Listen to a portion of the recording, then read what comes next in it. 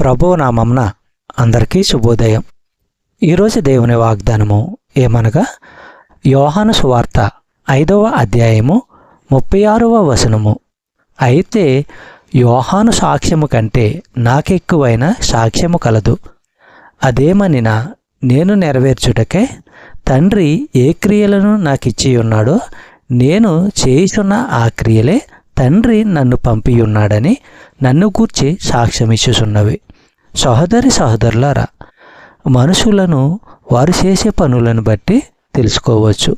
యేసు చేసిన పనులు ఆయన ఎవరో ఎలాంటి వాడో సాక్ష్యంగా ఉన్నాయి.